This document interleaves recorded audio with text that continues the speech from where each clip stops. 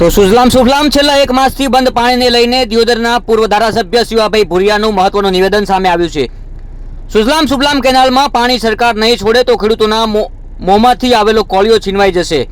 ઉનાળુ બાજરીના પાકને પાણીની જરૂર, પરંતુ રાજકારણને લીધે ખેડૂતોને પાણી નથી મળી રહ્યું। સુજલામ સુફલામમાં કેનાલ માટે અઠવાડિયા અગાઉ ખેડૂતોએ આંદોલન કર્યું હતું, તે સરકારની મિલીભગતમાં સમેટી લીધું। આંદોલન કરનાર કિસાન નેતાઓએ ખેડૂતોને દગો આપ્યો છે। ખેડૂતોની જાણ વગર આંદોલન સમેટી લીધું છે। ખેડૂતોના ખેતરમાં વીજળીના પણ ધાંધિયા, જીઈબી દ્વારા ખેડૂતોને પરેશાની। સુજલામ સુફલામ કેનાલમાં પાણી છોડાય તેવી દિયોદરના પૂર્વ ધારાસભ્ય શિવાભાઈ ભુરિયાની માંગ છે।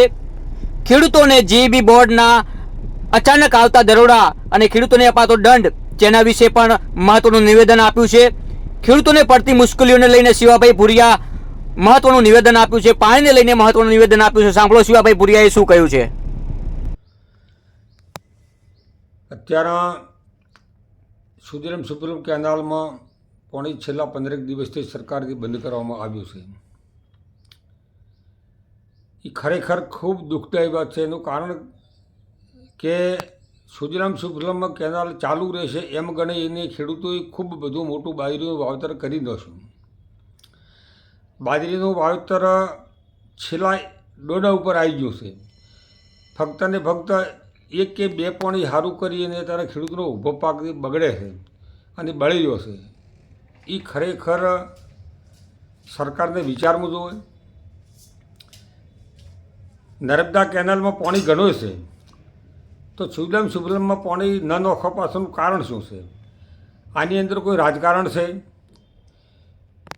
કે તો અસ્થાયી રાજકારણની નબળાઈ છે, અને કહેતો એને ખેડૂતોને જોડે કંઈક વિરોધ છે। ન કે આટલી બધો જ્યારે ખેડૂતોનો ઊભો પાક બગડતો હોય ત્યારે કોઈ પણ વ્યક્તિને વિચારી અને પાણી રજૂઆત કરીને છોડાવવું જોઈએ।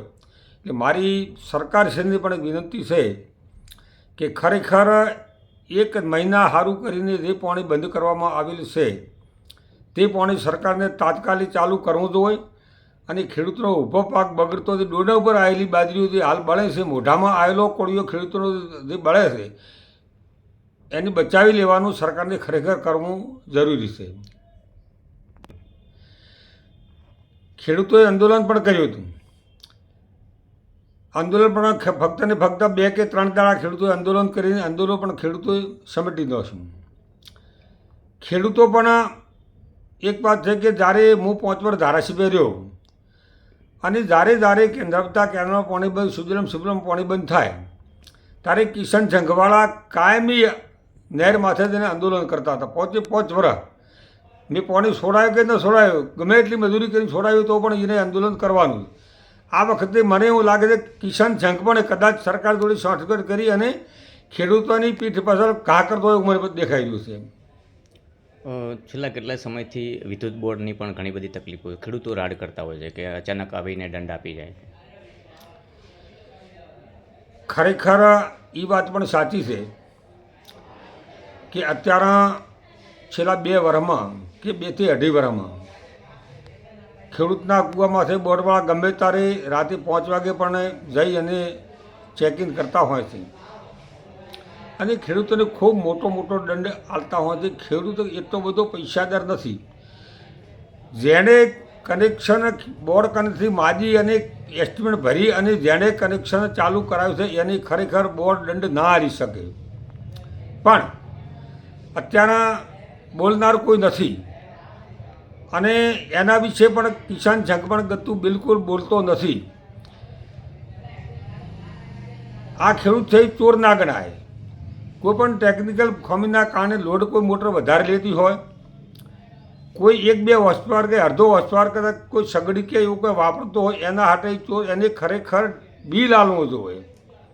અને ધડ ખેડૂતોને દંડ સરકાર આલે છે, બોર્ડવાળા આલે છે, આના માટે પણ સરકારને કંઈક વિચારવાની જરૂર છે। આવો દંડ ખેડૂતોને 2-2 લાખ રૂપિયા દંડ આલે અને એમાં ખેડૂતો ખૂબ હેરાન થાય છે।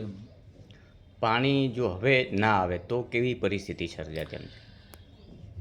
જો અત્યારે હાલ પાણી 1 કે 2 દાડામાં છોડવામાં ના આવે તો નર્મદા કેનાલની 5-7 કિલોમીટરની આજુબાજુની જે ખેડૂતો છે એ ખેડૂતોની તો બુરી દશા છે। એનું કારણ છે કે ઊભો પાક બાજરી એટલે ખાલી ફક્ત ને ફક્ત 1 કે 2 પોણી બાજરીની જરૂરથી વધારે જરૂર હતી ને જેટલી બધી ખેડૂતોને ખર્ચો કરવો હતો તમામ ખર્ચો કર્યા પછી હવે પોણીથી બંધ કરવામાં આવ્યો છે. અને બાજરીઓ તારા આપણે જોવા જાય ને તો આપણને આમ જોયું ન જાય એવી બાજરી તાર બળતી હોય એ બાજરી બધી ખેડૂતોની બળી જવાની છે. અને બળી જવાની છે એટલે ખેડૂતો પેમાલ થઈ જવાના છે. એના કરતાં વહેલામાં વહેલી તકે સરકાર પાણી છોડે અને સુજલામે 1 મહિના સુધી પાણી ચાલુ રાખે તો આ બળતો પાક ખેડૂતો બચે તો એના સરકારને પણ આશીર્વાદ મળશે. બંધ કર્યા પછી અમુક કેનાલોમાં છોડવામાં આવ્યું છે. હા, એ પણ છે. મેં જાણ્યું કે વાવ તાલુકાની જે કેનાલોમાં પાણી જે બંધ કર્યું હતું એ બધી જ કેનાલોમાં અત્યારે પાણી ચાલુ છે. નર્મદા કેનાલ, મોટી કેનાલ, જે મુખ્ય કેનાલ છે એમાં પણ પાણી ખૂબ પાણી છે. ફક્ત ને ફક્ત બનાસકાંઠા જિલ્લાનું જે સુજલામ ચોગા પંપિંગ છે એ ચોગા પંપિંગ જ બંધ કરવામાં આવ્યો છે. બાકી તો બધે પાણી ચાલુ છે જ. ચોગા પંપિંગ ચમ બંધ કરવામાં આવ્યો છે એનું નવાઈ લાગે છે. એમ શું હોઈ શકે સાહેબ? એમાં કંઈક રાજકારણ પણ હોઈ શકે, ના હોય એવું કોઈ. ઘણી વખત રાજકીય માણસો એવું માનતા હોય છે કે લોકોને કોઈ પણ રીતે દબાઈ રાખવા. એટલે કોઈ પણ આવું પણ કારણ હોય કે એનું કારણ છે કે આટલો બધો ઊભો પાક બળતો હોય અને જેને જે વ્યક્તિ ન વોટર લેવા ગયો છે ને ઊભો પાક ખેડૂતો બળતો જોતો હોય અને એ વ્યક્તિ કાંઈ જ ન બોલતો હોય, ખરેખર આ શર્મજનક ગણાય એમ. કેટલું યોગ્ય કહેવાય?